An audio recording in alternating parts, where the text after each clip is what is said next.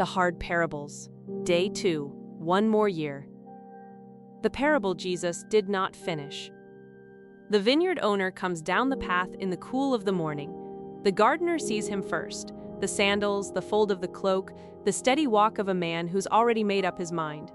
3 years now, the fig tree stands in the middle of the vineyard. Its leaves are full, its branches spread out like an open hand, and there isn't a single fig on any of them. Not last spring, not the spring before, not this one. Cut it down, the owner says. No greeting first. Why should it waste the soil? The gardener doesn't answer right away. He's worked this ground a long time, and he knows what the tree costs the vines around it.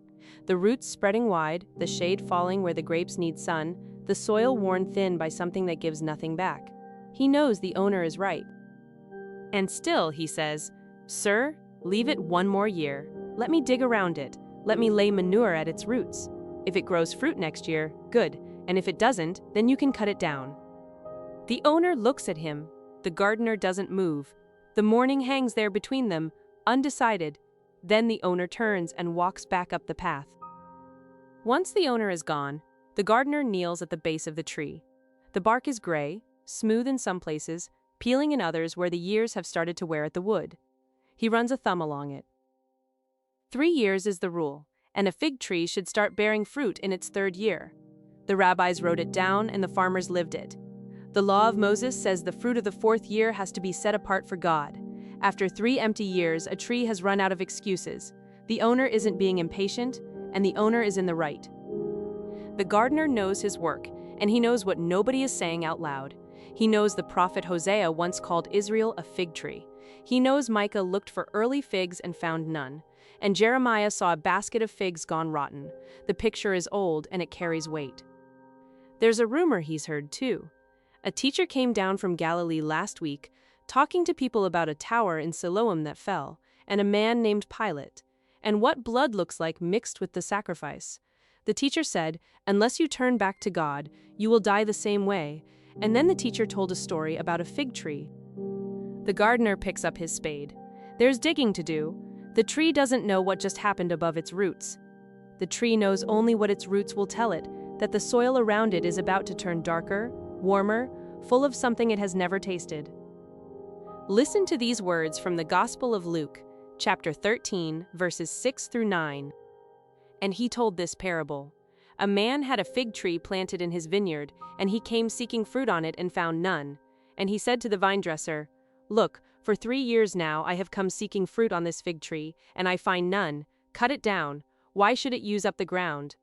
And he answered him, "Sir, let it alone this year also until I dig around it and put on manure. Then, if it should bear fruit next year, well and good. But if not, you can cut it down." The parable never tells us what happens. It ends with a spade in the ground and a year that hasn't started yet. Did the tree grow figs? Did the owner come back? Or did the gardener only buy it some time? Jesus doesn't say, and the people listening go home holding a story with no ending. It's tempting to finish it for him, to picture yourself as the tree and ask whether you've grown any fruit.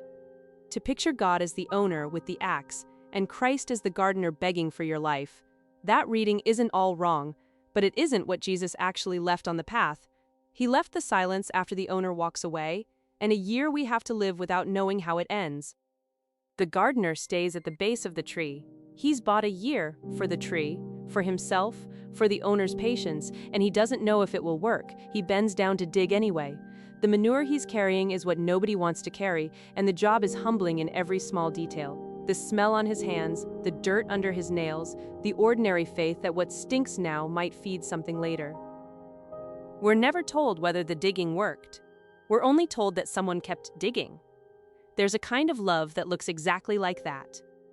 God of the spade and the manure, I don't always know if I'm the tree or the soil or the gardener.